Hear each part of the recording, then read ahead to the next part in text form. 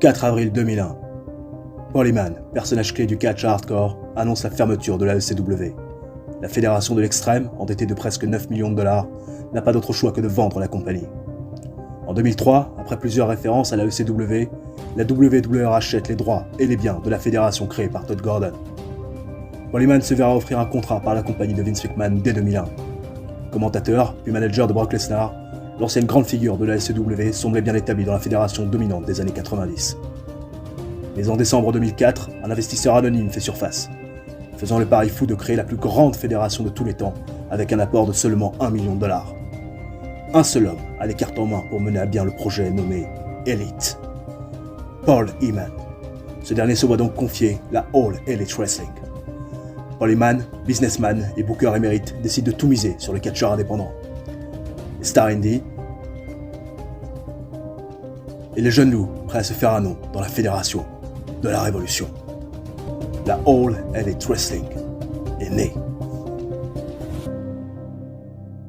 Yop tout le monde, c'est Vico, j'espère que vous allez tous très bien. Aujourd'hui on se retrouve pour le 46e numéro de notre carrière avec la All Elite Wrestling, toujours sur TEW 2016. On s'était laissé lors du précédent épisode sur un main event 2 contre 2 et Steve Austin qui a fait le tomber sur Bob Holly dans la guerre qui l'oppose, on le sait très bien, à Doug Williams qui prend de plus en plus de confiance et surtout qui se paie la tête de notre champion de la All Elite Wrestling, un gros 80 de rating pour un show qu'on avait fait dans le Northwest, là où on est aussi de plus en plus populaire. Et au programme de ce 46e numéro, le booking complet du mois de mai 2008 avec non pas 8 mais 9 shows, puisque oui, en toute fin d'épisode on ira booker le pay-per-view, l'événement spécial de notre mois de mai, Double or Nothing, pay-per-view passé à 2 heures comme tous nos événements spéciaux. On est au jour, bien évidemment, vous l'avez remarqué, d'AEW Rampage, et nous allons sans plus tarder direction les backstage pour traiter possiblement d'incidents. Et d'ailleurs il y en a, même si on a un rating à 80, ce qui est plutôt correct, ça clignote rouge. Voyons voir ce qu'il se passe dans les locker room. Incidents impliquant Buff Bagwell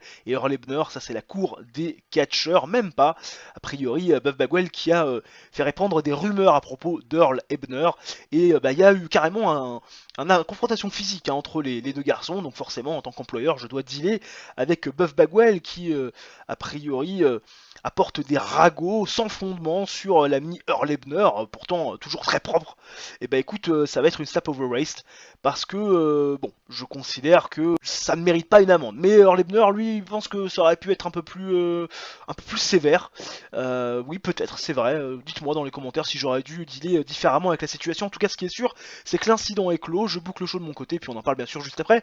Ne bougez pas. Emo Linwood Ice Arena, devant 750 pèlerins dans notre arène mère du Midwest, là où on est le plus populaire, et vous le voyez, on commence avec un très bon 63 de rating et Ted DiBiase Senior dans son bureau, toujours aussi énervé de ce qui se passe depuis quelques semaines, lui qui a engagé une guerre face à Nick Nemeth de manière très personnelle par rapport à tout ce qui s'est passé et à l'affront que lui a pu causer le champion intercontinental. Il lui a pris sa compagne, il lui a également subtilisé ce titre intercontinental, il a pris possession de son bureau parce qu'il a également les clés, et Ted DiBiase Senior, ces 2 dernières semaines, il a vu son homme de main Meng perdre à chaque fois face au babyface de ce show Rampage, et il en a plein le dos. Et ce soir il veut remédier à ce qu'il s'est passé ces dernières semaines, à ces défaites auxquelles il ne s'attendait pas, et Mike Mizanin lui propose son aide. Et ça tombe bien parce que Ted DiBiase Senior a besoin d'un larron pour faire équipe avec Ted DiBiase Jr. face à Nick Nemeth et James Storm, qui sont prévus dans le main event. Mike Mizanin, qu'on n'avait pas vu depuis un petit moment, depuis qu'il s'était fait virer du groupe de Bryan Danielson qui n'existe plus aujourd'hui. Et Mike Mizanin trouve pourquoi pas une nouvelle utilité au sein du clan de Ted DiBiase Senior. Pourquoi pas? Allons-y, faisons des spéculations. 63 de rating, Ted DiBiase Senior toujours aussi bon, alors que Mike Mizanin, lui, a été un petit peu paumé. Mais bon, 63, ça reste quand même un opener plutôt correct pour lancer le show. Lacey qui va faire face à Bobby Billard. Elle avait remporté un match la semaine dernière, elle continue avec une petite streak qui est en train de se mettre en place, puisqu'après 5 minutes 08, elle va battre Bobby Billard dans un match jugé comme abyssal via un TKO, performance de 32 pour Lacey, 19 pour Bobby Billard, RAS, victoire de Lacey.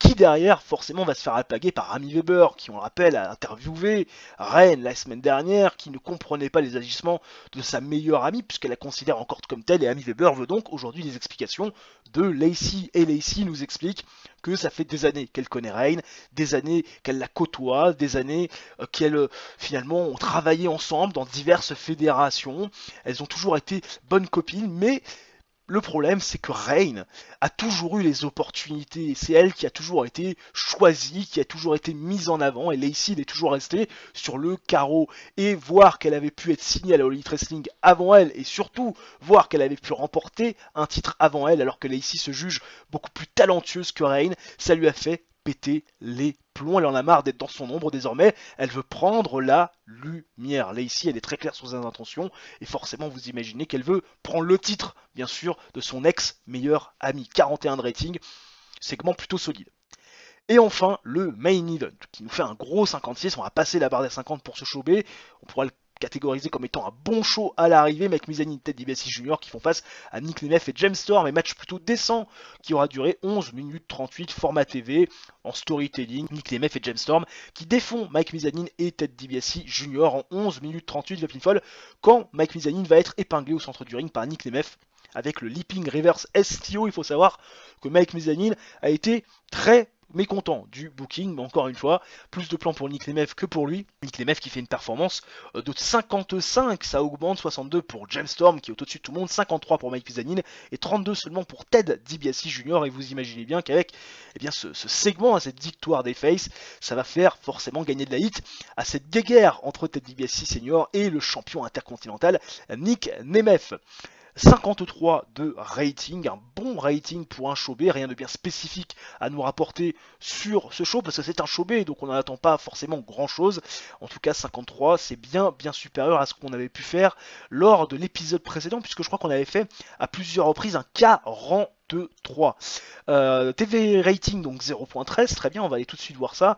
Et des signatures de contrat a priori avec Rebecca Knox, et oui, Becky Lynch, que je vais signer, enfin si, en tout cas en paix par apparence, je ne lui ai pas proposé d'autres contrats qu'en in-check, par apparence de 6 mois, 560 $ par apparition, voilà, elle va être face. On verra bien comment on va utiliser Rebecca Knox, mais je me suis dit, allez tiens, elle est disponible dans le jeu, elle a des stats pas trop dégueulasses, on peut la prendre du côté de WWE Dynamite éventuellement pour certaines apparitions. On va la mettre tout de suite en Women's Division puisque c'est le push recommandé, et puis on verra ce qu'on va lui proposer dans les prochaines semaines. Vous voyez, c'est pas dégueulasse pour une Rebecca Knox de 21 ans, qui a 80 en basique, 73 ans en psychologie, qui quand même a une bonne stamina, 85, on pourra faire des matchs assez longs, 69 en star quality, alors il manque un peu de charisme et de microphone qu'on va pouvoir petit à petit développer, mais ça peut être quand même assez intéressant pour Becky Lynch dans les prochaines semaines. Au niveau du show history, donc 99 390 viewers, c'est beaucoup plus que la semaine dernière, c'est presque 10 000 viewers de plus.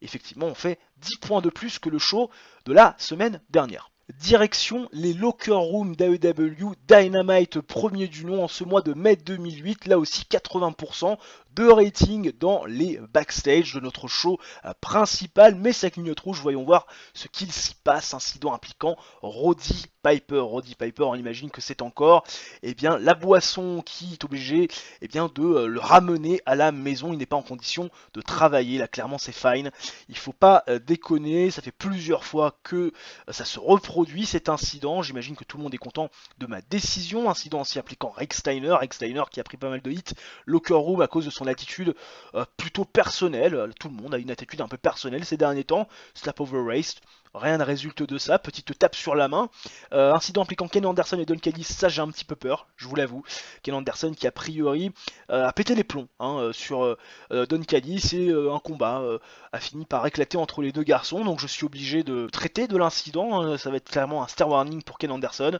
a priori c'est pas très bien traité cet incident de la part de Don Callis qui trouve que c'est un petit peu trop léger, rien de très particulier rapporté par rapport à ce que pense Ken Anderson de la chose, et puis incident impliquant Mike Mizanin qui apparemment a créé une atmosphère plutôt sympa backstage puisqu'il a ramené de la boisson pour tout le monde. Merci Mike Mizanin, on finit au moins sur une bonne note. Je boucle le show de mon côté, et puis bien sûr on en parle juste après, ne bougez pas. Emen Target Center devant 9500 pèlerins, un nouveau sell-out dans notre région de prédilection et vous le voyez, on démarre avec un gros 74 de rating pour le premier Dynamite du mois de mai 2008, une note bien verte pour une promo de Bryan Danielson seul dans le ring avec sa ceinture TNT sur l'épaule qui nous fait part de son mécontentement quant à la décision de Paul Heyman qui la semaine dernière a annoncé qu'il y aurait la semaine prochaine un Fatal 4-Way pour le titre de la TNT. Bryan Danielson obligé de remettre son titre en jeu face à Travis Hummel, Claudio Castagnoli et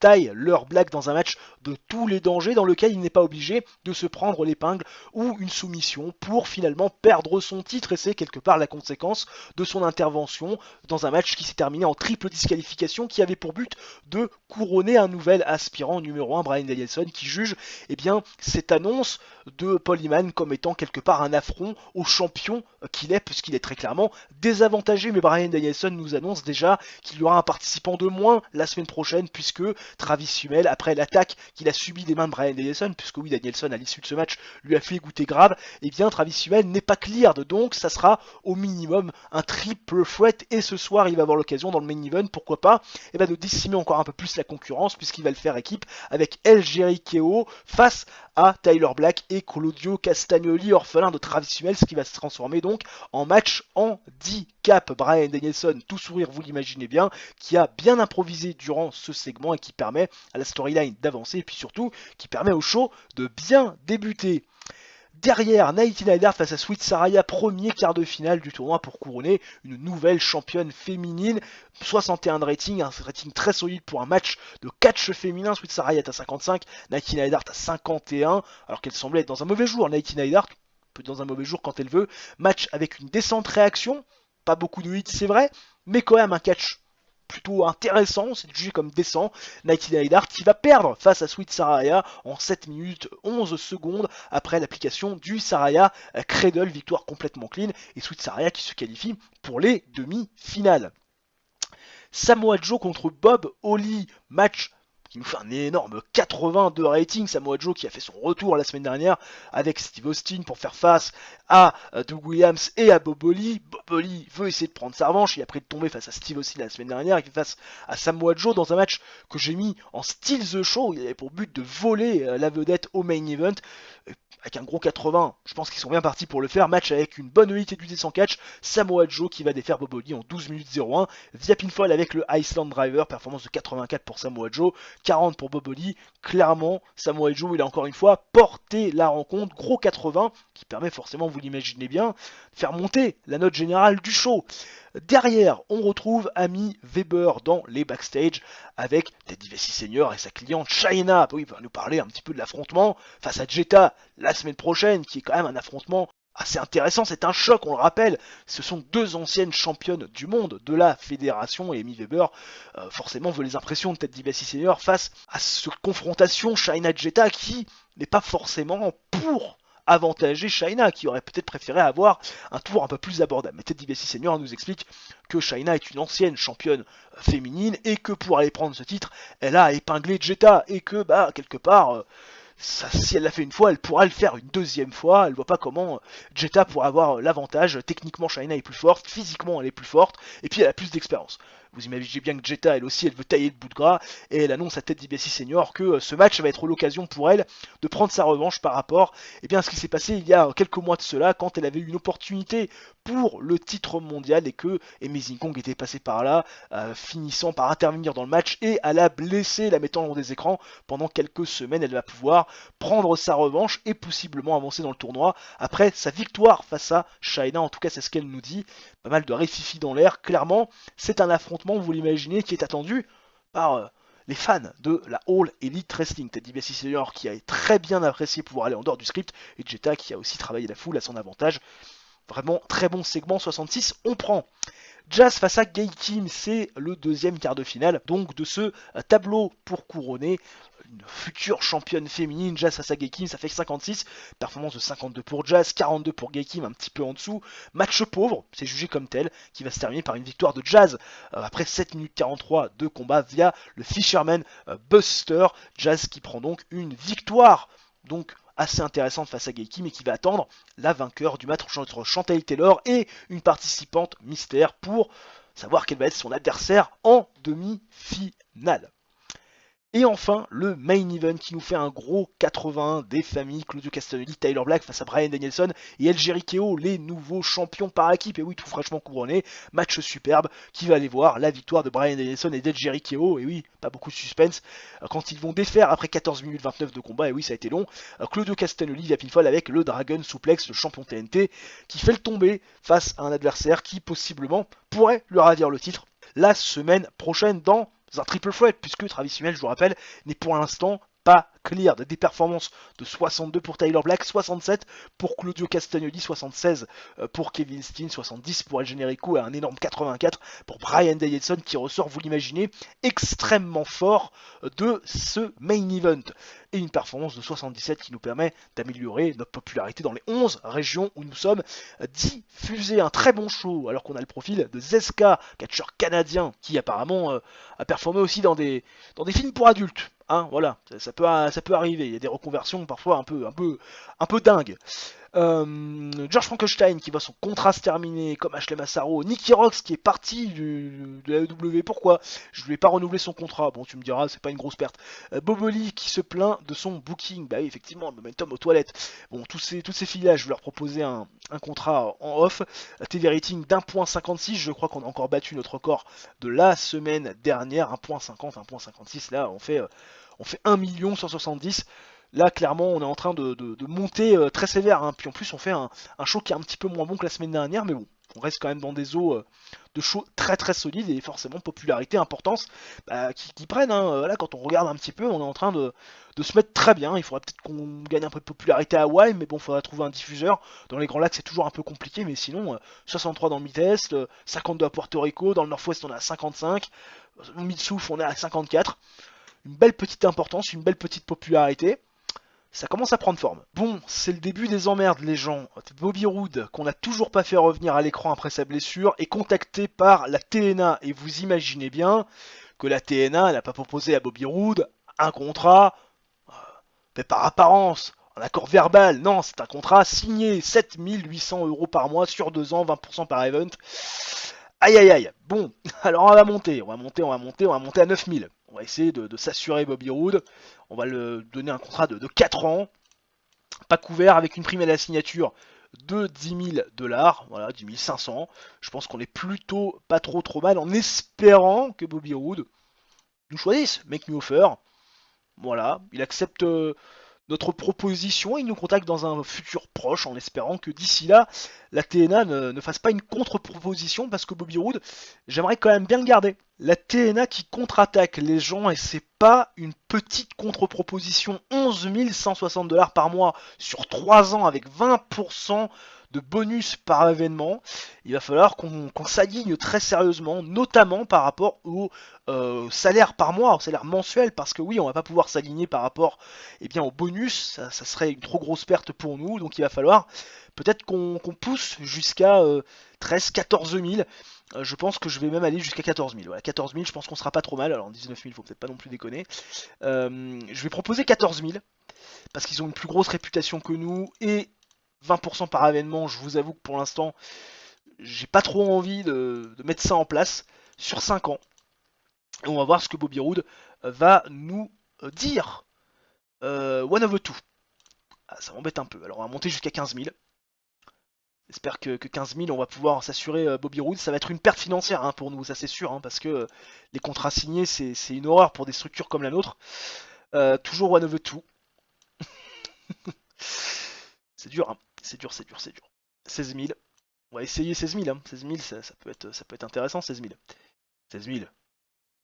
Ah, Bobby 17 000. Ça peut être un gouffre financier. Ça peut être un gros gouffre financier, mais c'est Bobby Roode. Allez, il accepte 17 000. Normalement, ils vont pas nous embêter, la TNA, c'est bon. Ils vont pas surenrichir. J'espère sincèrement. Ça m'embêterait beaucoup pour le portefeuille de l'entreprise. La WWE qui s'en mêle. Ça, c'est pas bon du tout. Et offre au rival en plus de la TNA. J'ai peur. J'ai très peur. TNA, c'est toujours sérieusement considéré. La WWE s'aligne pas. La WWE s'aligne pas. Ce que je vais faire, parce que là ils sont passés sur 4 ans, ces connards, je vais être obligé de passer à 18 000 pour me l'assurer. Bobby Roode. Parce que j'ai pas envie de passer à côté de Bobby Roode. Je sais qu'à un moment donné ils vont craquer, là, la TNA. Donc allez, sur 5 ans, 18 000 $. Ouais, déconne pas. Déconne pas, t'as pas une meilleure proposition. Tu veux quoi? Tu veux 6 ans? Je te file 6 ans, moi, y a pas de problème. On va être obligé de monter haut, les gars. On va être obligé de monter très haut pour Bobby Roode. Ah, le gouffre financier que ça va être. Bon, après, on peut se le permettre, hein. Mais j'avais pas vraiment prévu de signer Bobby Roode. One of the two. Allez, on va monter à 20 000. Hein. Ah, ça va être la chute en enchère. Hein. Certains sont en train de se dire, mais qu'est-ce que tu fais? Je veux garder Bobby Roode. Je veux garder Bobby Roode. Toujours one of the two. On va monter à 21 000. Oh là là là, l'histoire. Ah, ce qui m'aura pas fait faire, la Bobby Roode, dans cet épisode. 21 000. One of the two, toujours. Je vais monter à 22 000. Qui dit mieux? Mais c'est le problème, hein, c'est qu'il y a les événements spéciaux. Les événements spéciaux, ils leur donnent 20% par événement spéciaux. Je pourrais m'aligner sur le pourcentage par événement spéciaux, mais même si je m'alignais et que je mettais par exemple 12 ou 13 000 par mois, je paierais le manque de renommée que j'ai par rapport à la TNA. C'est une horreur. Eh non mais garçon, je vais pas monter non plus à 30 000, là c'est bon, 23 000, là tu vas peut-être accepter 23 000. Ah, 23 000 il accepte Bobby. Allez, 23 000 on est bon. Check ça, signe tout de suite mon garçon, vas-y. Regarde même pas la proposition de la TNA, signe ça tout de suite, c'est mieux pour toi la EW, sans déconner. Le projet Bobby Roode. De retour dans les backstage d'AEW Rampage, on va maintenant troquer notre casquette de négociateur pour notre casquette de policier, puisque oui, il y a des incidents backstage à traiter, incidents impliquant Steve Austin et Randy Savage. Ça pourrait être positif ça normalement. Non, apparemment, pas mal de hits causés par Steve Austin, parce qu'il a fait une blague de mauvais goût à Randy Savage. Et apparemment, il y a un combat qui a éclaté entre les deux, le mec est un peu susceptible. Slap over race, je pense que ça devrait plutôt bien se passer, effectivement. Pas de soucis, pas d'angoisse.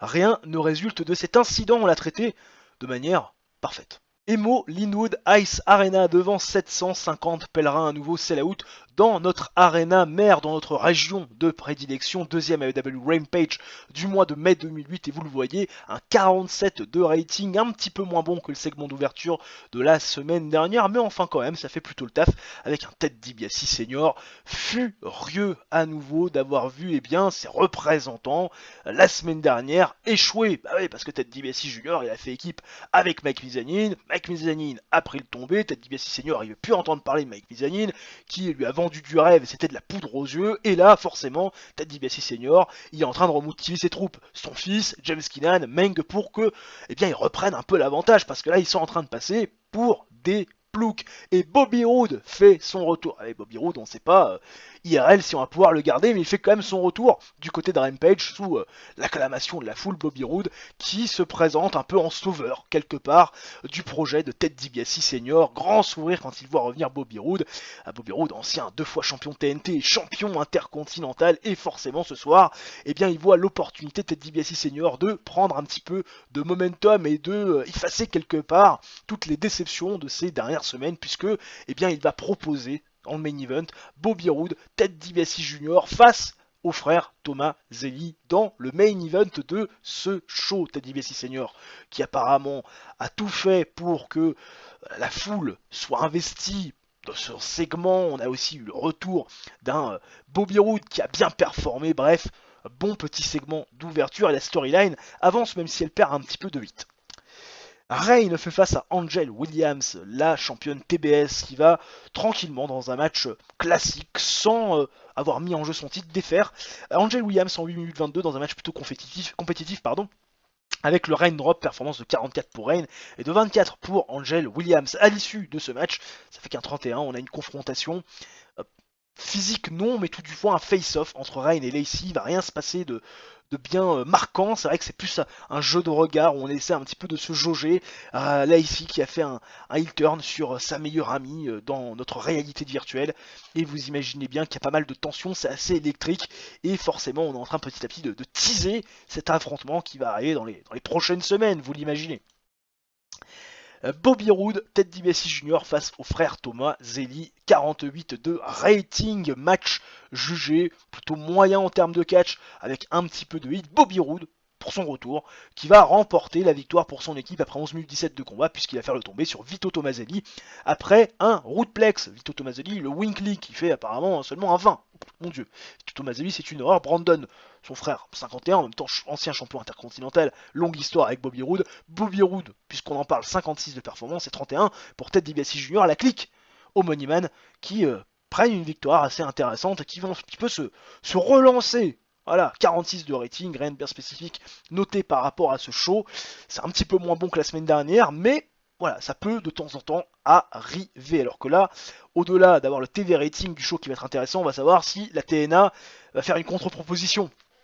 J'espère pas, je suis en train de paniquer. Il faut pas que je panique. La TNA a peut-être lâché. À 0.13 de TV rating, en tout cas, ils n'ont pas fait de contre-offre. 0.13 de TV rating, on va tout de suite aller voir ce que ça donne, et puis on va derrière voir l'ampleur des dégâts par rapport à ce qu'on a proposé aussi à Bobby Roode. 99 000 viewers la semaine dernière, on fait 103 000 là. Un petit peu mieux, 4 000 viewers de plus, 0.13, malgré un show un petit peu moins bon. C'est pas mal, ça permet de bien s'établir. Et au niveau donc du contrat avec Bobby Roode, si on regarde un petit peu son profil, qu'on voit négocier, on se rend compte que plus rien n'est considéré sérieusement. Bon, en même temps, c'est vrai qu'on lui a proposé quand même, on lui a proposé une belle somme, hein, plus de 23 000 $. Effectivement, il a eu plutôt raison peut-être de venir chez nous. Hein. Certains vont me dire que j'ai certainement surpayé, et il y en a certains dans les commentaires qui vont me dire ah qu'est-ce que t'as fait. Mais Bobby Roode c'est Bobby Roode, et quand on a un projet avec un catcheur, même si c'était pas vraiment prévu de le signer, je suis bien content qu'il reste quand même dans la structure. À nouveau, des incidents backstage à traiter dans les locker rooms d'AEW Dynamite avec un rating qui ne cesse de baisser. Incident impliquant Ted DiBiase Senior. Que se passe-t-il, Ted DiBiase Senior, qui apparemment a une attitude très moyenne dans les locker rooms. Il a apparemment parlé de religion. Ah, ça c'est pas bon du tout ça. Effectivement, la religion, on évite de trop en dévoiler. Slap over race.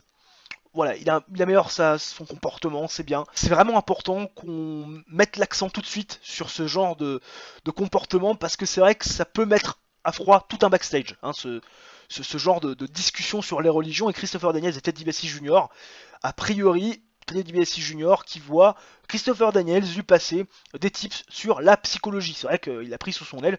Merci monsieur Christopher Daniels, c'est le bon incident positif du soir. Emen Target Center devant 9500 pèlerins, un nouveau sell-out dans cette arena qui est clairement notre arena mère depuis quelques semaines, deuxième AEW Dynamite du mois de mai 2008, et une note bien verte pour démarrer les hostilités avec un gros 88 de rating, et Steve Austin qui est le premier à ouvrir les hostilités, le champion qui arrive, le bris de glace, le public qui se lève comme un seul homme, les fuck à tout le monde, on balance des bières, on en boit quelques-unes, la communion avec le public, bref, vous connaissez les bails, mais Steve Austin, il a besoin de parler sérieux, et le sérieux c'est quoi? C'est Doug Williams, et oui, qui aimerait bien voir assumer les conséquences de ses dires et de ses actes, parce que Doug Williams, ça parle beaucoup, ça fait des coups bas, mais quand il s'agit d'assumer, dans le ring, dans un match de catch, dans ses règles de l'art, il n'y a plus personne. Alors forcément, vous imaginez bien que Doug Williams, il va répondre à la petite pique de Steve Austin en disant que c'est un bagarreur qui a fait sa renommée dans les pubs, un garçon qui a un point de fer, il l'a prouvé en mettant KO John Moxley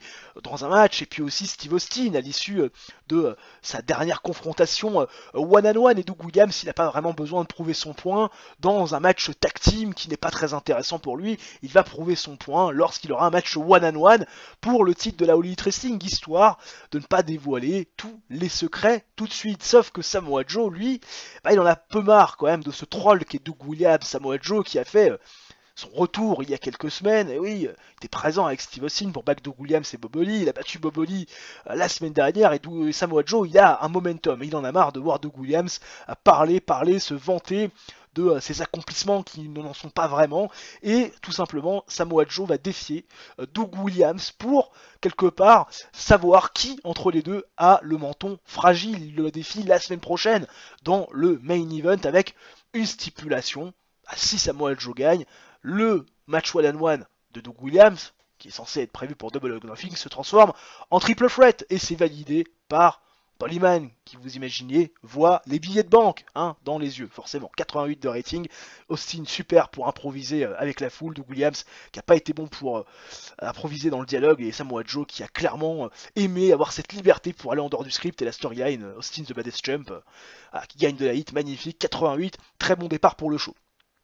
Chantel Taylor affronte Rebecca Knox, et oui, à Becky Lynch à la WWE pour le quart de finale, dernier quart de finale, donc de ce tournoi pour couronner une prochaine championne féminine. Match terrible, c'est noté à 39, c'est une horreur. Rebecca Knox qui défait Chantel Taylor en 6 minutes 56 via pinfall avec le Hard Knox, performance de 32 pour Rebecca Knox, 41 pour Chantel Taylor qui se met sur le cul sans râler pour Rebecca Knox, et notre petite Irlandaise qui va affronter en demi-finale Jazz pour un spot éventuellement pour aller un peu plus loin dans le tournoi.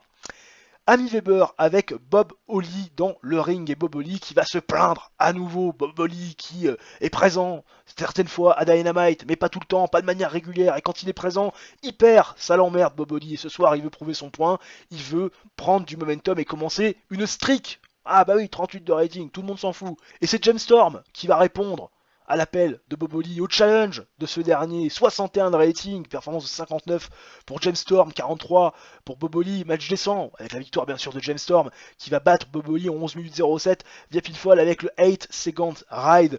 James Storm qui enterre encore un peu plus Bob Holly, nouvelle victoire importante pour le cowboy qui prend comme ça de temps en temps des petites victoires sympathiques et qui garde un momentum extrêmement positif.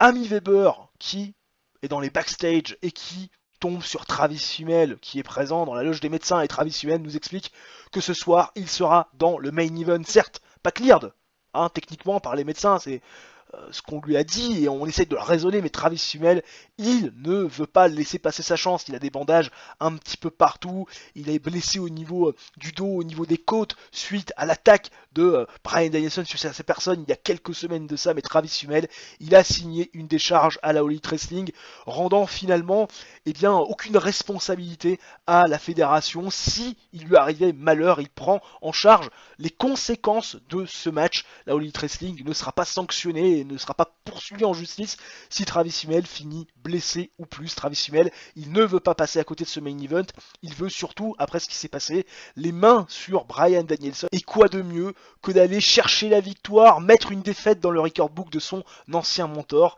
et d'aller en plus se payer le luxe de prendre le titre de la TNT. Travis Fimmel, un petit peu de mal avec sa gimmick, mais ça fait quand même un bon petit segment, même si la storyline Slave Slayer perd un peu de hit, on en regagnera tout à l'heure dans le main event, à n'en pas douter. Jetta face à Shayna, ça fait 70, c'est le meilleur match de l'histoire du catch féminin à All Elite Wrestling, match décent où Jetta va remporter le match.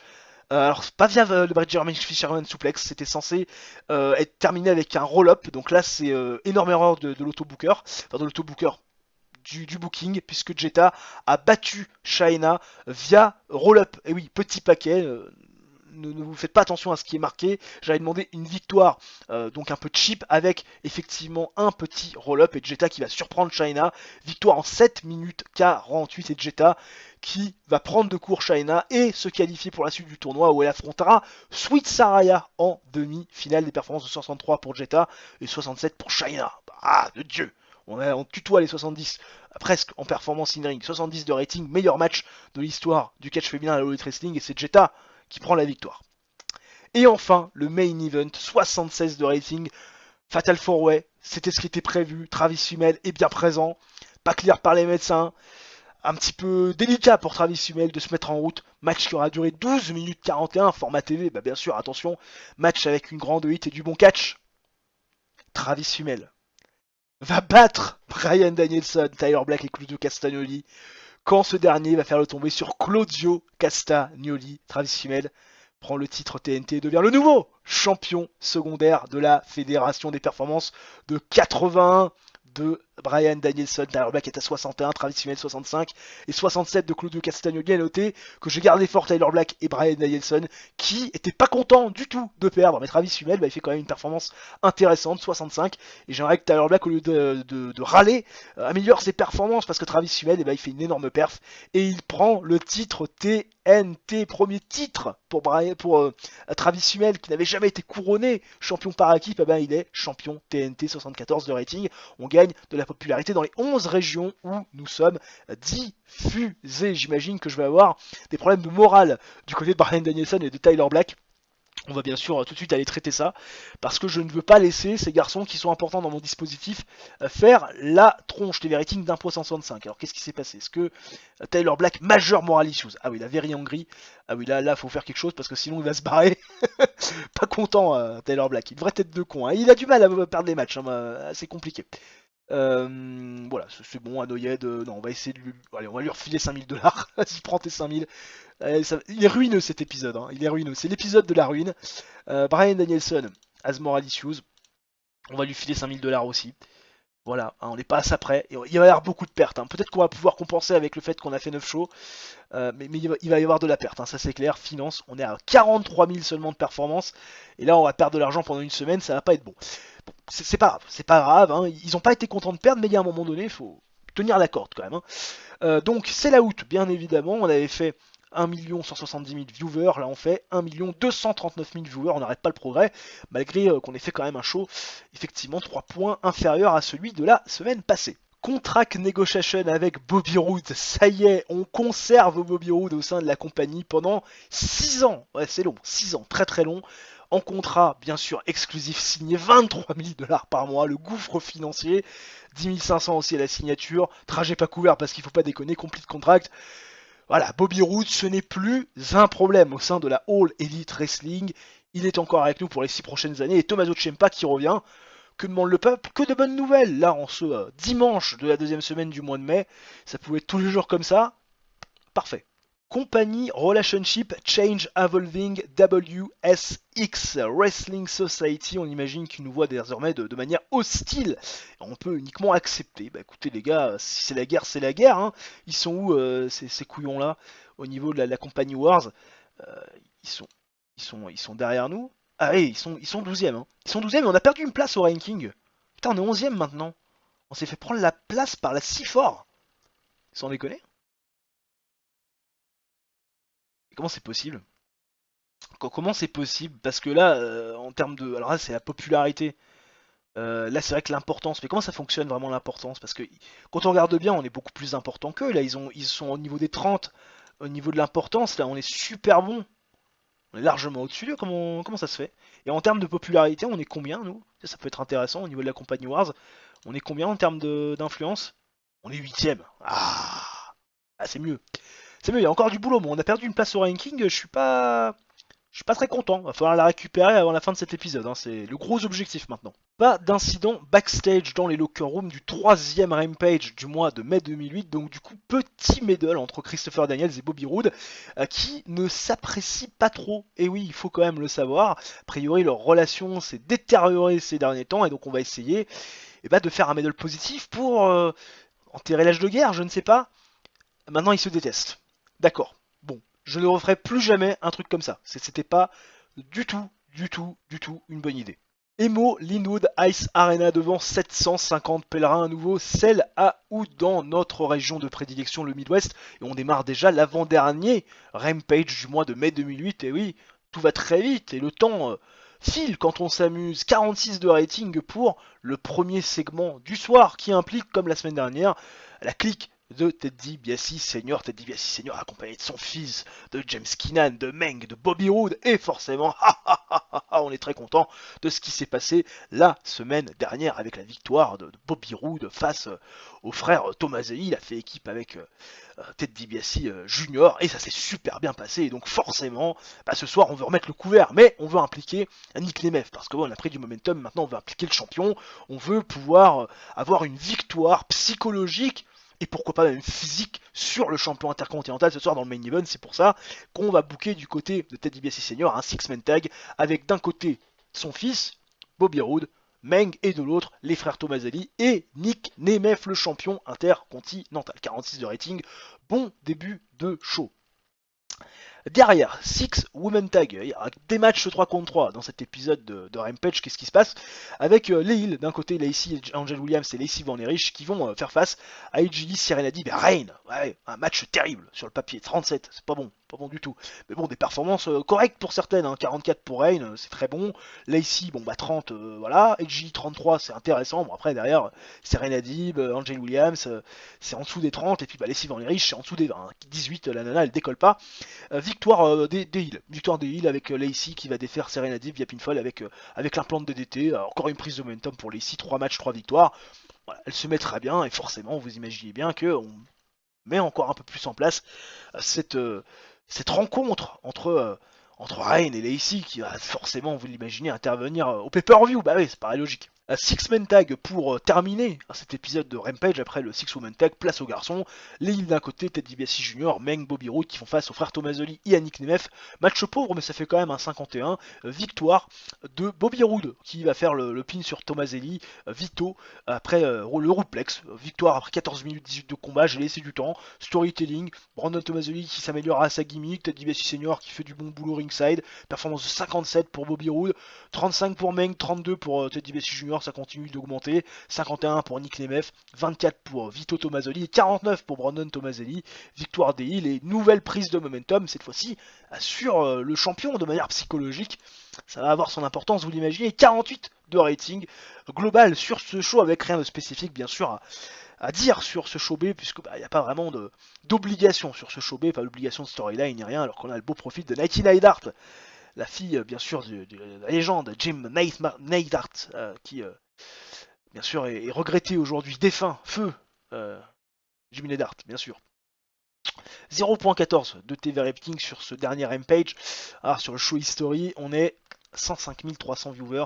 Effectivement, on gagne encore 2000 viewers par rapport à la semaine dernière et un show qui est 2 points supérieur à celui de la semaine passée. À nouveau, des incidents backstage dans les locker rooms de Dynamite, 75% de rating locker room. On va voir sa clignote rouge. Quels sont ces incidents? On va les traiter. Incidents impliquant Ted DiBiase Jr. et Eric Bassman. Alors là, ça peut être problématique. Oui, ça peut être problématique puisqu'apparemment Ted DiBiase Jr. a été un connard backstage. Hein. Il a apparemment frappé Eric Bassman. Oh là là là, et puis derrière, une bagarre a éclaté. Oh là là, les mecs, mais essayez de vous tenir quand même en public. Ah, c'est fine, hein, c'est fine. Hein. Ted DiBiase Jr. Pas content avec l'action. Il s'améliore pas son comportement. Christopher Daniels est pas content de ma décision. Ah, Ted DiBiase Senior, pareil. Ouh. Ah, j'aurais peut-être dû être plus cool.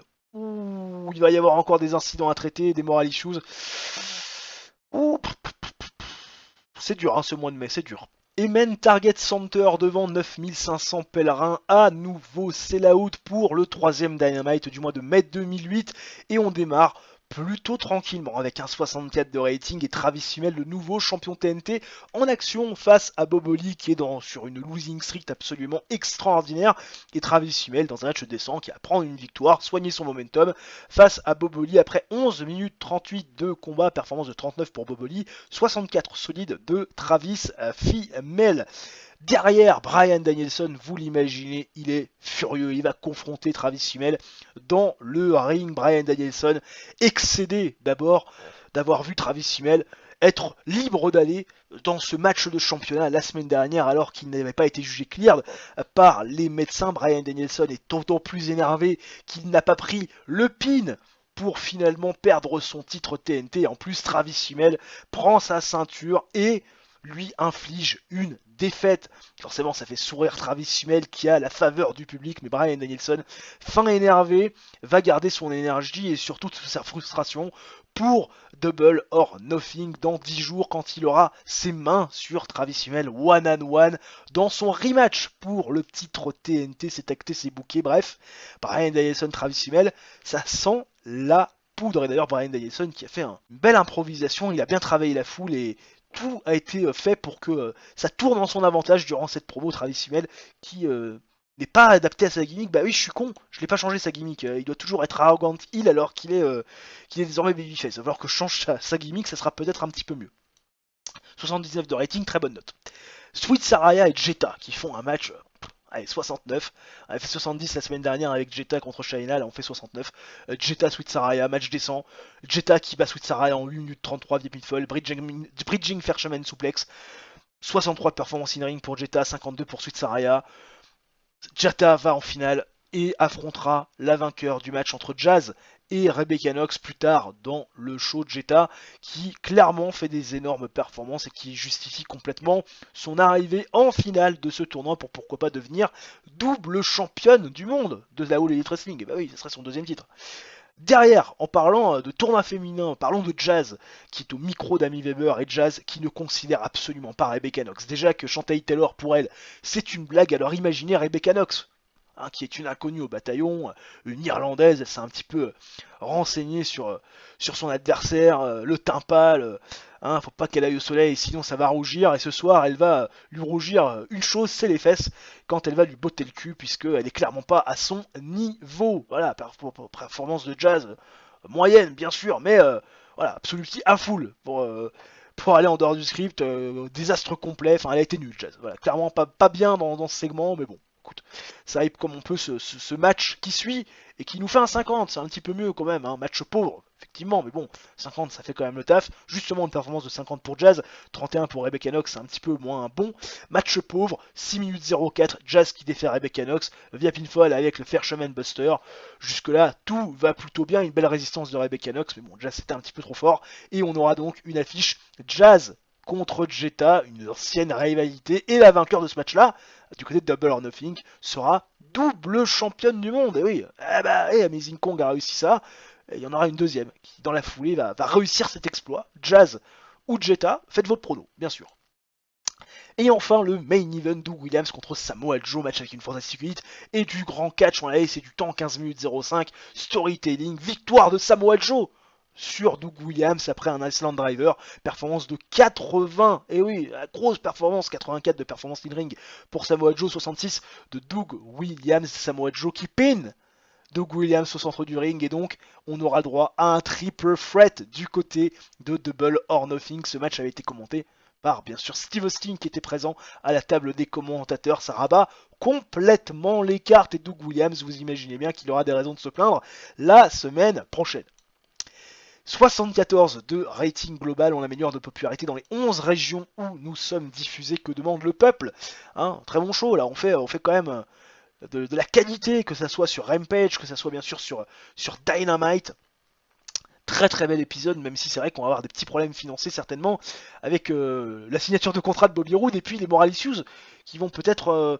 Oula, Ted DiBiase Junior, big Moral Issues. Oh là, allez, on redonne du pognon. On redonne du pognon, allez hop. Prends tes 5000$, ça va mieux aller, voilà, il est pleased, il est content. Non, ça va, apparemment le reste ça peut encore passer. Va falloir que je les traite, hein, ces Moral Issues, Christopher Daniels, Moral Issues aussi. Bon, de toute façon, si j'applique ça, il va toujours être annoyed. Bref, financièrement, on va être dans le négatif, on va être dans le rouge là. Hein, 22 000, là, on va vraiment être dans le rouge, les gens. Ça va être une horreur. Même avec 9 shows, je suis sûr qu'on va arriver à faire du négatif. Et TV rating d'1.64. 1.64, est-ce que c'est pas moins bien que la semaine dernière? Eh oui, c'est un peu moins bien que la semaine dernière, effectivement, alors qu'on fait un show égal. Mais là, non, on est un peu moins tiré. Là, 1 239 000 la semaine dernière, 8 000 spectateurs de moins via TV. Qu'est-ce qui se passe? Qu'est-ce qui se passe? Mais bon, écoutez, on peut pas toujours non plus être en positif à chaque fois. Hein. Ça reste un bon show, un bon score. C'est la hood, bon rating. Pas de quoi se plaindre pour l'instant. Comme la semaine passée, pas d'incident backstage dans les locker rooms d'AEW Rampage. Alors j'avais dit que j'allais pas retenter l'expérience de la semaine dernière, mais je suis un petit gars un peu têtu, je me dis, allez tiens, Kip James, Tommaso Ciampa, ils ont des tensions entre eux, on va essayer de les rabibocher. Allez, est-ce que mon courage et surtout mon obstination va payer? Pas d'effet particulier, c'est dommage. Bon, moi on a évité le pire, mais ça aurait pu aussi être mieux. Bon, je boucle le show de mon côté, dernier rampage de cet épisode, et on en parle juste après. Ne bougez pas. Emo Linwood Ice Arena devant 750 pèlerins, un nouveau sell-out pour le dernier rampage du mois de mai 2008. Il restera encore un show à se booker, bien sûr, Double or Nothing, notre événement spécial qui arrivera samedi dans le jeu, et on démarre avec un segment qui nous fait un bon 62 de rating et des protagonistes qu'on n'a pas forcément eu l'habitude de voir, en tout cas pas ensemble, en segment d'ouverture ces dernières semaines. Amy Weber présente dans les backstage face à Nick Nemeth et Barbara Akinan, bras dessus, Nick Nemeth le titre intercontinental sur l'épaule, et Amy Weber forcément veut les impressions de Nick Nemeth avec Ted DiBiase Senior qui a engagé une guerre et qui ces dernières semaines a pris quand même du momentum. Effectivement, Nick Nemeth il reconnaît que la team des Moneymans est en plein boom avec pas mal de momentum ces dernières semaines, notamment depuis le retour de Bobby Roode. Il parle de Bobby Roode et ce soir il est prêt dans un match par équipe à confronter à nouveau les membres du Moneymans. Et Bobby Roode va forcément intervenir en disant que ce soir, au-delà de prendre une victoire psychologique, il se verrait bien prendre une victoire physique sur Nick Nemeth, lui faire le tomber pour encore un peu plus justifier d'un nouveau match de championnat, et pourquoi pas du côté de Double or Nothing, parce que pour l'instant il n'a pas d'opposant. Nick Nemeth et Bobby Roode, il pense effectivement team player, mais il se dit tiens, si je pouvais aussi avoir cette opportunité pour le titre intercontinental à Double or Nothing en gagnant le match ce soir, on pourrait faire d'une pierre deux coups. Segment plutôt intéressant, 62 de rating, Nick Nemeth, très belle prestation, tout comme Bobby Roode.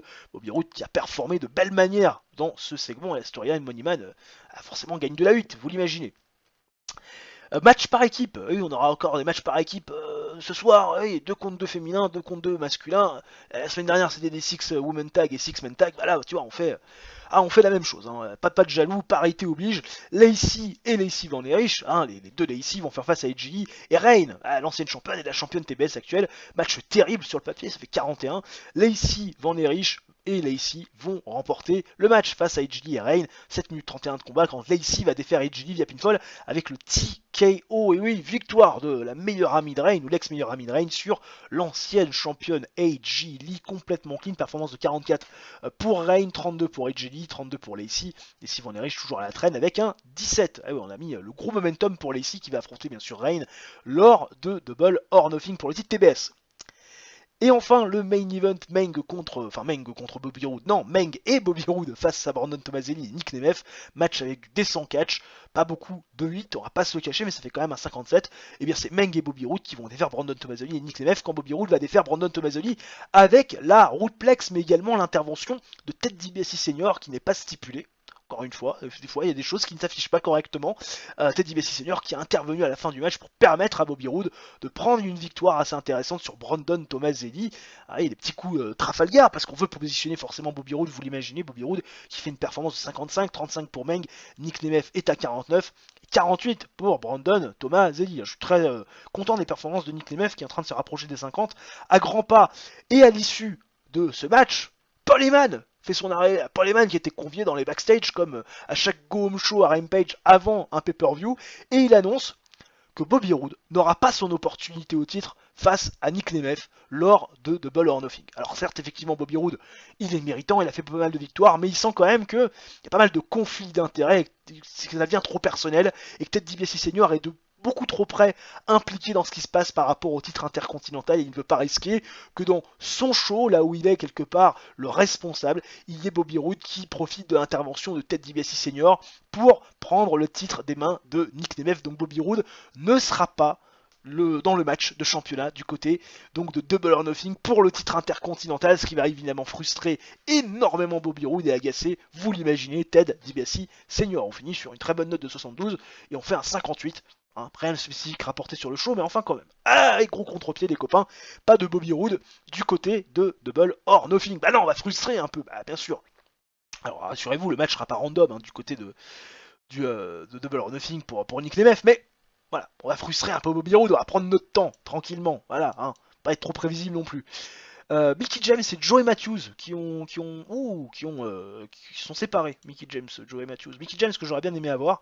WWE qui l'avait relâché un moment avant de lui proposer un contrat et j'ai pas pu m'aligner. Shelton Benjamin qui se blesse. Shelton Benjamin qui apparemment s'est déplacé la mâchoire. Le con, ça peut arriver. Et un show historique qui nous fait donc 108 150 viewers, ce qui est un peu mieux que la semaine dernière. Très très bon rating, 48, 58, on fait 10 points supérieurs à ce qu'on avait fait la semaine dernière. Belle progression, bel impact. À nouveau, des incidents backstage dans les locker rooms, décidément, dans cet épisode, c'est assez fou le nombre d'incidents qu'on aura dû traiter, 77% de backstage rating, mais ça clignote rouge, incident impliquant Nightingale Dart, ça c'est positif. Nightingale Dart qui apparemment mis une ambiance assez sympathique dans le locker room puisqu'elle a amené de la boisson pour tout le monde. Merci Nightingale Dart qui va nous donner un peu de baume au cœur. Regardez ça, on était à 77, on passe à 78. Magnifique, un point de backstage rating gagné. On se rapproche des 80, ça commence à être un peu plus intéressant, un peu plus vivable, surtout dans les locker rooms. TX Dallas Fair Park Coliseum devant 7513 pèlerins, c'est le dernier Dynamite du mois de mai 2008, Go Home Show de Double or Nothing. Nous sommes dans le mid-souffle, là où on est populaire mais où on va que trop peu souvent, et où nous démarrons ce Go Home Show par une signature de contrat pour le championnat mondial. Steve Austin le champion face à Doug Williams et Samoa Joe c'est challenger. Alors Doug Williams qui était censé être le challenger attitré, Samoa Joe qui lui en revanche s'est rajouté à la dernière minute, il a fait son retour, une grosse prise de momentum, un retour impactant. Et ça va beaucoup se chercher durant ce segment entre Steve Austin et Samoa Joe qui nous explique que ça fait depuis 2005 et la première année de la All Elite Wrestling dans le catch professionnel, qu'il est présent à la fédération, il a eu des réussites, des déceptions, il était là pour devenir le vrai champion de la fédération à l'époque où il était en rivalité face à Dustin Rhodes et AJ Styles, qu'il avait du mal à considérer. Samoa Joe n'a jamais eu l'or autour de ses hanches, et malgré le respect qu'il voue à Steve Austin, eh bien il se verra bien prendre l'or autour des hanches de Steve Austin, et pourquoi pas même lui river les épaules pour aller chercher ce titre de la All Elite Wrestling Challenge qui prend au sérieux Steve Austin, alors que Doug Williams va avoir du mal à exister dans cette promo. Doug Williams va se faire envoyer sur les roses par Steve Austin, par Samoa Joe, qui n'est pas vraiment considéré comme étant une menace, parce que Doug Williams il parle beaucoup, il agit un peu à la manière d'un jackass, il fait beaucoup de coups bas, et c'est vrai qu'il n'a pas vraiment beaucoup prouvé. Doug Williams, pour Samoa Joe et Steve Austin, c'est un intrus, il va se faire chambrer par bien sûr le champion, son autre challenger et par le public, vous l'imaginez, hein, parce qu'il y a toujours ce côté nationaliste, un anglais, on n'a pas envie de le voir triompher, et puis bah ils sont tellement risibles ces anglais de temps à autre, enfin bref, hein, vous imaginez que ça peut être quand même assez rigolo et qu'on hype bien le match de championnat du côté de Double or Nothing. Steve Austin qui a fait du très bon travail, tout comme Doug Williams, ce qui n'a pas été le cas de Samoa Joe. Steve Austin qui a sorti excellent de ce segment, normal c'est le champion, et Austin The Baddest Champ à sa gagne de la hit 80 de rating, que demande le peuple. Bob Holly qui, après avoir perdu contre James Storm, contre Travis Hummel, va perdre contre Tyler Black dans un match décent, 64 de rating, 10 minutes 50 de combat, God Last Gift, victoire de Tyler Black qui fait un bon 66 de rating quand Bob Holly est à 39. Buff Bagwell qui va faire son retour après quelques semaines, mois même loin derrière les écrans, et il va faire son retour face à Chuck Palumbo. Et écoute, il va battre Chuck Palumbo en 9 minutes 52 dans un match avec une décente réaction de la foule, match de catch moyen, via pinfall avec le Buff Blockbuster, 49 de rating, performance de 44 pour Buff Bagwell, 40 pour Chuck Palumbo, victoire de Buff Bagwell qui fait un retour plutôt positif avec un certain impact, même si Chuck Palumbo n'est pas le garçon avec le plus de momentum. Derrière, Paul Heyman va hyper tout simplement le match de championnat féminin entre Jetta et Jazz du côté de Double or Nothing. Il a la ceinture sur les genoux et puis elles vont s'asseoir sur le canapé qui est posé dans le ring, Jetta et Jazz, et elles vont tailler le boule gras. Jazz qui nous explique que ça a été la digne héritière de Jacqueline Moore, qu'elle a remporté le seul tournoi mis en place pour couronner une championne féminine par le passé, lorsque Amazing Kong avait été justement suspendue une première fois, et Jazz nous explique qu'elle a tout pour refaire la même chose. C'est une spécialiste de ce genre de tournoi, elle sait prendre les opportunités, et celle-ci, elle va la mettre au fond, tout en continuant Jazz de ne pas trop considérer Jetta. Et c'est à nouveau un point sur lequel elle va insister, Jetta, parce que Jazz semble très confiante. Sauf qu'il ne faut pas oublier que Jetta, c'est une ancienne championne féminine, qu'elle a déjà battu Jazz, qu'elle a aussi finalement battu Chyna. C'est invincible, qu'on ne pensait pas battable. Chyna a été battue, et oui, elle l'a fait, même par petits paquets. Et là, elle se retrouve confrontée à une nouvelle nouveauté, à un nouveau challenge, celui de remporter un tournoi. Elle ne l'a jamais fait, et elle compte bien le faire parce qu'elle veut devenir double championne féminine et égaler le record d'Amazing Kong, pour qui elle avait jadis du respect. 70 de rating, les gens sont concernés, et forcément vous imaginez bien qu'ils sont hypés pour le match de championnat qui aura lieu du côté de Double or Nothing. Performance de Polyman fantastique. C'est aussi pour ça que j'ai mis Polyman dans le segment, parce que je savais que ça allait donner une plus-value au segment, et puis ça allait aussi permettre à Jetta et à Jazz d'être associés à Polyman, et c'est toujours quelque chose d'assez intéressant. Jazz absolument horrible pour aller en dehors du script, c'est vraiment un désastre complet, alors que Jetta, elle a vraiment parfaitement improvisé. Jazz, elle a beaucoup mal ces dernières semaines. Bon, mais si longtemps, ça fait longtemps que je ne lui ai pas donné le micro à faire des choses décentes. Et enfin, le main event, Travis Huel qui va faire équipe avec New Age Outlands, le champion TNT qui fait face au challenger numéro 1 qu'on avait pu vite plus leur défaite face à El Jericho. Et Bryan Danielson va faire équipe avec les champions par équipe, bien sûr. Et là, forcément, vous imaginez que tout le monde a envie de se mettre sur la gueule. Travis Huel, Bryan Danielson, hein, chacun a des raisons d'en vouloir à l'autre. Et puis, quand même, New Age Outlands, ils ont perdu les titres à cause d'une intervention de Becky Belles. Donc ils ont gros sur la patate face à El Jericho. Becky Belles, elle sait pas trop où se mettre. Jericho, c'est pareil, il suit pas trop son pote, hein, Kevin Steen, qui a changé d'attitude, qui est plus du tout le même.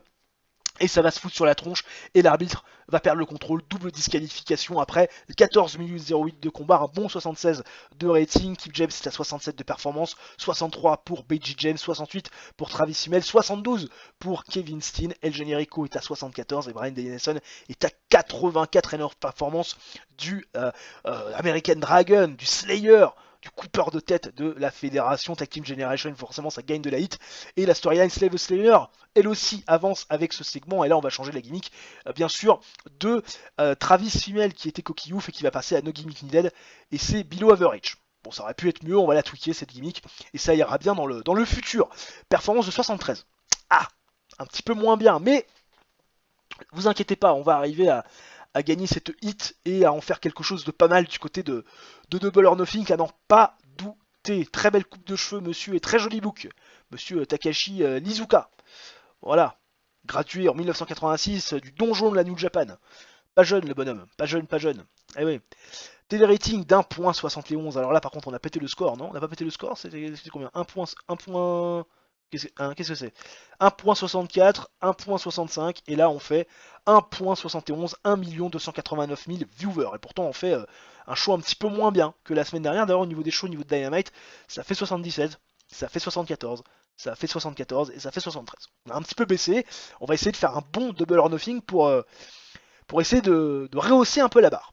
Aucun incident backstage dans les locker rooms, et comme à notre habitude, on va tenter, quand c'est le cas, de faire un middle, et un middle positif entre Travis Hummel, qui s'entend bien avec énormément de monde, et Nick Nemeth, le champion donc intercontinental, qui a plutôt une attitude positive dans les backstage. On va voir si ça peut faire des grands copains, et apparemment pas d'effet particulier en tal. Dommage, ils avaient quand même pas mal de points communs. Au moins on aura tenté, sans regret, je boucle chaud de mon côté, on en parle juste après, ne bougez pas. MT Butte Civic Center devant 7500 pèlerins, nous sommes sell out pour AEW Double or Nothing, notre deuxième pay-per-view de l'année, et nous démarrons fort, très fort, avec un 79 de rating. El Jericho face à New Age Outlands, le rematch de l'ancienne génération, Kip et Beiji qui font face à leur bourreau El Generico et Kevin Steen. El Jericho avec Kevin Steen bien sûr qui a changé d'attitude, toujours du bandage au niveau de la tête. New Age Outlands qui avait perdu les titres à cause de l'intervention de Becky Belles. Et là, je vous rassure tout de suite, il n'y aura pas d'intervention durant ce match. Becky Belles est restée très loin de l'action. Match superbe avec une bonne hit. 16 minutes 04 de combat et une victoire d'El Jericho sur New Age Outland via stoppage quand Becky James ne pourra plus continuer. Kevin Steen a frappé et encore frappé et a mis KO Becky James qui gisait dans une mare de sang. Un impact énorme pour El Jericho qui conservent leur titre et qui font donc une première défense du titre par équipe. Et la storyline bien sûr Tag Team Generation avec ce segment se termine, puisque oui, New Age Outlands est désormais back of the line. El Jericho a remporté la guerre des performances de 83 pour Kevin Steen, 79 pour El Generico, Kip James est à 75, Beji est à 74. Bref, énorme démarrage pour le show.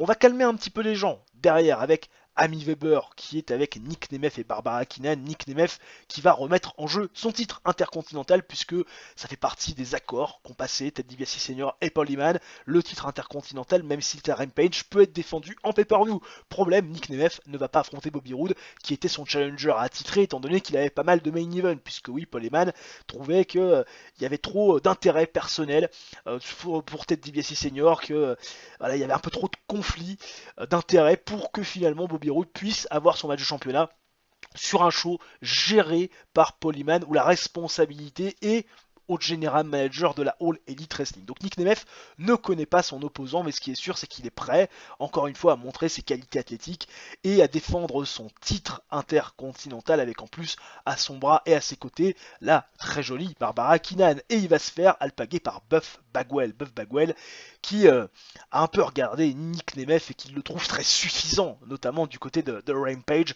Il lui explique un peu son pédigré, son palmarès, et il lui dit grosso modo qu'il pourra se vanter et quelque part se mettre en valeur le jour où il aura autant d'accomplissements et un palmarès aussi fourni que le sien. Et Nick Nemeth se dit, bah écoute, moi je me verrais bien fanfaronner peut-être après t'avoir battu, donc j'accepte éventuellement ton challenge, puisque si tu m'as confronté, c'est que tu es intéressé par mon titre.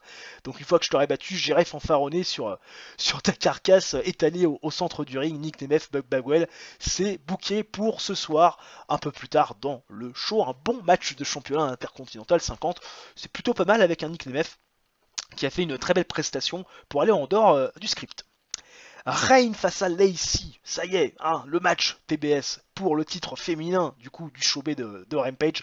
Lacey face à Reign, match terrible sur le papier, 44 de rating, c'est pas forcément extraordinaire, la performance de 42 de Reign et de 33 de Lacey, c'est Lacey dans un match terrible qui va remporter la victoire face à Reign. Et oui, 7 minutes 36 de combat via la plante DDT. Lacey prend donc une nouvelle victoire invaincue. Elle a gagné tous ses matchs et toutes ses confrontations directes face à Reign ces dernières semaines. Et encore en plus en pay-per-view, Lacey inarrêtable qui barre Reign après 7 minutes 36, une victoire convaincante. Et Reign, forcément, vous vous imaginez bien, assise dans le ring, la tête dans les mains, qui se pose énormément de questions. Et Lacey qui part avec la ceinture et qui la brandit, bien sûr, quand elle est sur la rampe du ring. Vous imaginez bien que cette histoire n'est pas terminée, mais gros impact de Lacey qui a réussi à prendre le titre féminin TBS des mains de son ex-meilleur ami qui prouve son point, elle est meilleure que Reign. Eh ouais, elle est meilleure. Travis Fimmel face à Bryan Danielson. Travis Fimmel face à Bryan Danielson, c'est le match anticipé, l'élève contre le maître, un petit peu comme on l'avait fait entre Tyler Black et Kevin Nash. Alors certes, l'histoire est un petit peu différente. Match superbe entre les deux, où Travis Fimmel et Bryan Danielson vont livrer une bataille de 17 minutes 22 qui va se terminer avec une victoire de Travis Fimmel. Eh oui, victoire de Travis Fimmel qui va épingler Bryan Danielson après l'intervention de Maryse qui est revenue, qui a suivi peut-être l'histoire de loin et qui intervient pour frapper Bryan Danielson et permettre à Travis Fimmel de gagner le match, de garder le titre TNT, de mettre fin du même coup à la rivalité, puisque Slave Slayer se termine avec ce segment et cette victoire de Travis Fimmel sur Bryan Danielson. Travis Fimmel fait donc sa première défense du titre TNT, performance de 67 pour Travis Fimmel, 80 pour Bryan Danielson, et bien évidemment on va faire turn et face tout de suite. Mademoiselle Maryse, et le turn se passe très bien, c'est logique. Bah, attention, Maryse, quand même, hein, ça revient. On se demandait quand on allait la faire revenir, et ben elle revient là. Pour coûter la victoire à Bryan Danielson, Travis Fimmel désormais va passer à autre chose, tout comme Bryan Danielson. Amy Weber qui interviewe Steve Austin, et forcément on veut les derniers mots du champion avant l'affrontement qui va l'opposer à Samoa Joe et à Doug Williams. Steve Austin nous explique que Samoa Joe est à prendre au sérieux, il est très puissant, il est très fort physiquement, très fort techniquement, c'est un adversaire redoutable, il va falloir faire attention à ce garçon qui est très clairement sur le papier son plus gros danger, mais aussi attention à Doug Williams et à sa roublardise. Le garçon est très opportuniste et il pourrait faire un coup bas qui lui permettrait possiblement de prendre sa ceinture, surtout que Steve Austin n'a pas besoin d'être épinglé au centre du ring pour perdre son titre. Et oui, ça aussi, c'est important de le préciser. Steve Austin qui a été une réelle star durant ce segment, 71 de rating, et Austin The Baddest Jump, ça avance grâce à ce segment, vous l'imaginez. Buff Bagwell face à Nick Nemeth, le match de championnat intercontinental, on a un peu promu tout à l'heure en début de show, match pauvre, où Nick Nemeth, en 11 minutes 46, va défaire Buff Bagwell. Bah oui, avec le Leaping Reverse STO, ça aurait eu aucun sens de donner le titre à Buff Bagwell, mais voilà, nouvelle victoire de Nick Nemeth qui fait sa troisième défense du titre intercontinental, 53 de rating, 41 de performance pour Buff Bagwell, 48 pour Nick Nemeth, pas d'intervention durant ce match, victoire clean de Nick Nemeth qui va forcément favoriser après avoir battu Buff Bagwell qui a un pédigré et un palmarès long comme le bras. Victoire de Nick Nemeth, le show-off, qui va pouvoir se vanter encore un peu plus de son exploit. Jetta face à Jazz, match pour le championnat féminin de la All Elite Wrestling, deux vieilles connaissances, deux anciennes rivales qui ont taillé le bout de gras la semaine dernière du côté donc de Dynamite pour promouvoir ce match. Performance de 65. Ah oui, en plus j'ai mis ça en storytelling, j'ai laissé du temps, presque 14 minutes de combat. Performance de 60 pour Jetta, Jazz est à 49. Match décent, un peu plus quand même. Et Jetta qui va défaire Jazz en 13 minutes 54 via le pinfall et le bridging Fisherman Suplex. Jetta remporte le championnat féminin de la All Elite Wrestling et devient pour la deuxième fois championne du monde de la fédération, la petite britannique, qui va donc égaler le record d'Amazing Kong. Énorme match, bien sûr, 65, parfait. George Frankenstein, Rena Mero et Barbara Keenan qui font un petit bikini contest. Bah oui, Barbara Keenan, elle a vu la victoire de son chéri, elle va être encouragée par Nick Nemeth aux abords du ring, bien évidemment, et Barbara Keenan va remporter ce bikini contest. J'ai laissé 10 minutes, si je dis pas de bêtises, pour ce bikini contest. Tout le monde a bien pu se rincer là, peut-être certains allaient faire aussi la pause pipi. 69 de rating, victoire de Barbara Keenan dans ce bikini contest. Ça n'aura pas forcément beaucoup d'importance, mais c'était là, et ça permet à tous les hommes un peu pervers, qui ont besoin de voir de la femme, d'avoir un segment sexapile, de la soirée un peu léger. Voilà, avant le gros main event, l'énorme main event, le banger, qui nous fait qu'un 79. Je me serais attendu un petit peu à mieux. Pourquoi pas passer les 80, 85 éventuellement. Bon, après peut-être que le match était un petit peu long aussi. 22 minutes 23, j'ai peut-être un petit peu chié, parce que c'est vrai que Steve Austin il est apparu en dehors du game, et peut-être que Steve Austin, voilà, il s'est dit non, bon, c'est un petit peu trop pour moi. D'ailleurs, le match a un peu souffert de la longueur parce que Steve Austin n'a pas la meilleure des stamina, et je pensais que la stamina de Samoa Joe et de Doug Williams allait finalement prendre le pas sur Steve Austin, il allait un peu masquer la faiblesse de Steve Austin, mais match exceptionnel quand même, hein. Voilà, les performances sont énormes, hein. 80 de Steve Austin, 82 de Samoa Joe, Doug Williams à 72. Attends, incroyable. Match exceptionnel, 22 minutes 23, victoire de Steve Austin. Victoire de Steve Austin, qui bat Samoa Joe via pinfall avec le Stone Cold Stunner. Complètement clean. Ah ouais. Ah, c'est le lot d'un triple threat match. On peut imaginer qu'il y a eu la roublardise de Doug Williams qui, dans le dos de l'arbitre, a peut-être fait un coup bas à Samoa Joe qui a permis à Steve Austin de remporter la victoire. Mais Steve Austin fait sa 5e défense du titre de championnat du monde et donc toujours champion du monde de la All Elite Wrestling. Et d'ailleurs, la storyline Austin de Baddest Champ se termine avec ce segment. 76 de rating global, le show qui nous permet d'améliorer notre popularité dans 11 régions. On aurait peut-être pu aller chercher un petit peu mieux, 78, 79. Il nous en a manqué un petit peu. Je vais faire un hug à Bryan Danielson, qui n'a pas été content de perdre face à Travis Fimmel, ce que je peux comprendre, hein, même si je l'ai gardé fort, même s'il y a eu une intervention de Maryse. Voilà, il a un peu tiqué. Je vais aussi féliciter Samoa Joe pour sa très bonne performance, et puis je vais féliciter aussi Jetta. Jetta, voilà, je pense que je vais lui faire un hug, parce que franchement, voilà, belle perf aussi. Bryan Danielson qui a été très content de mon speech. Samoa Joe qui a paru content. Et Jetta qui a paru aussi contente. Que demande le peuple? Magnifique, très bon show. Ça fait plaisir d'avoir un show de cette qualité, même si on aurait peut-être pu faire un peu mieux. Mais bon, toujours des fois on peut se dire on pourrait faire mieux, et puis bon bah, on fait ce qu'on fait, hein, c'est toujours pareil. Hein, on peut pas non plus savoir à l'avance ce qui va se passer. Bon, au niveau du TV rating, alors que Travis Fimmel, voilà, ROH lui faire une offre de contrat. Travis Fimmel, ça va commencer à être, voilà, ça va commencer à être ici un garçon qui va être regardé parce que le garçon a quand même de la popularité. Alors là, bon, c'est considéré sérieusement parce que c'est toujours du paix par apparence, 2600. Bon, il va se faire de l'argent. D'ailleurs, je crois qu'il est payé beaucoup plus à la ROH que chez nous, parce que nous, chez nous, il est payé combien d'ailleurs, Travis Fimmel chez nous?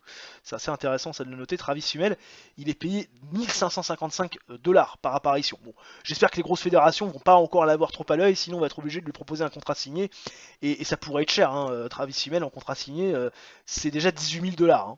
Voilà, Travis Fimmel, voilà. C'est vous dire, on part déjà de loin. On part déjà de très haut. Puis la popularité de Travis Hummel, ouais, effectivement, là, la Travis Hummel, on l'a construit, Travis Hummel, c'est impressionnant. Bon, d'ailleurs, sa gimmick, on va tout de suite la tweaker. Parce que voilà, hein, below average, c'est pas assez. Chuck Palumbo qui est en son deal, nouveau friendship, ok, avec El Generico et Fred la Merveille, pourquoi pas, et un TV rating de 1.78. 1.78, c'est pas mal, hein, c'est le record, hein, c'est le record absolu, 1 335 000. Là, franchement, ça commence à causer, ça commence vraiment à causer. Est-ce qu'on a repris d'ailleurs notre 10ème place au ranking? J'ai pas fait attention. C'était l'objectif de la fin de vidéo, après s'être fait shipper cette place-là par une fédération rivale, fédération concurrente. J'espère qu'on a repris cette place alors qu'on a le beau profil d'Hysteria, qui a fait ses débuts en 1985, qui a rejoint la AAA en 92. Hein, bon. Baroudeur, la nana. Alors qu'est-ce qui s'est passé? Et on est toujours 11ème. Toujours 11ème, hein, alors qu'on a quand même du prestige, du momentum, a pu savoir quoi en foutre. Tommaso Ciampa qui se plaint. Pourquoi pas. Oula, oula, oula. Ouh. Ah, alors attends. Attends voir. C'est de la tournée. C'est de la tournée. Non, parce que là, moi j'ai peur. Quand je vois ça, voilà, j'ai peur. J'ai peur, on va. D'accord, donc là ça veut dire que c'est une offre de tournée aussi. Samoa Joe. Dragon Gate, je suis moins sûr là. Par Dragon Gate, apparemment, c'est pas une offre signée non plus. Et GPW, Claudio Castagnoli, ça doit être aussi de la tournée. Et Samoa Joe, c'est sûr que c'est une offre pardon de contrat paix par apparence de tournée, parce que normalement tu pourrais pouvoir négocier, hein, et faire une contre-proposition si c'était une autre chose que ça. À mon avis, il doit étendre son deal à nouveau. Alors que Claudio Castagnoli finit son tour et que Tommaso Ciampa se plaint. Il se plaint de son push. Tommaso Ciampa, il est quoi, des mid-quart d'heure? Upper mid-quart d'heure, Tommaso Ciampa? Ah ouais, upper mid-quart d'heure, comme Travis Hummel aussi, que j'ai passé en upper mid-quart d'heure. Et bah écoute. Écoute. Bon, alors au niveau de la finance là, parce que là il y a beaucoup de mecs qui font la gueule, mais bon, ça va, c'est pas trop encore important. Buff Bagwell, Big Moralicious. Oh putain. Buff Bagwell, il a pas aimé perdre contre Nick Nemeth. Je suis en train de donner de l'argent, Là, je suis en train. Ah oui, là, on est en train de perdre du fric, c'est un truc de fou. On a perdu 77 000 $, hein, lors du dernier mois. Hein. Ça commence à être dur. Hein. Ça commence à être dur. Alors, l'avantage, c'est qu'on va stabiliser, il n'y a pas de problème. Hein. Voilà, j'ai confiance. Mais on perd de l'argent. Hein. On perd vraiment de l'argent. Là, il va vraiment falloir qu'on fasse peut-être un mois complet dans le Midwest pour essayer de renflouer les caisses, ou tout du moins pas trop perdre d'argent et stabiliser, histoire de pas se retrouver dans la merdasse. Parce que la finance, donc du coup 77 000 $ de perte, 825 000 $ de tickets vendus, forcément on fait mieux que le mois dernier, parce que bah ouais, on a fait un show de plus. Bon, quand on part à février, on avait 5 shows, on fait un peu moins. Mais aussi, c'est normal parce qu'on a été allé dans des régions on est un peu moins populaires. TV revenus, on a augmenté. Le sponsor, ça a un petit peu augmenté. On a un peu baissé au niveau de la marchandise vendue. Le coût de worker, on a augmenté par rapport même au mois de février. Donc, c'est dire le coût des shows a un peu baissé par rapport au mois de février. Le coût de marchandise, forcément, comme il y a eu moins de marchandises vendues, il y a eu un peu moins de coûts de fabrication. Et on s'est fait à nouveau défoncer par le MISC. Voilà. Mais, ah oui, mais le MISC aussi, c'est peut-être parce qu'on a donné, des primes. Ah, c'est peut-être pour ça. Ok. Storyline, bah du coup il n'y en a plus qu'une, c'est The Money Man. Donc il va falloir trouver une autre, parce que là sinon on va pas du tout répondre aux attentes de nos diffuseurs. Et au niveau des titres, on est à 45 pour le titre intercontinental, on est à 64 pour le titre féminin, on est à 85 pour le titre masculin, 85 pour le titre AEW World Tag Team, TBS Championship, on est à 40. Et on est à 78 pour le titre TNT. J'espère que cette vidéo, messieurs dames, vous aura plu. Si c'est le cas, bien sûr, le coup du chapeau, le like, l'abonnement, l'activation de la cloche, ça mange pas de pain, c'est totalement gratuit. Nous on se retrouve très prochainement pour une nouvelle vidéo de sport ou de TEW. D'ici là, portez-vous bien. Ciao, bye bye et à la prochaine.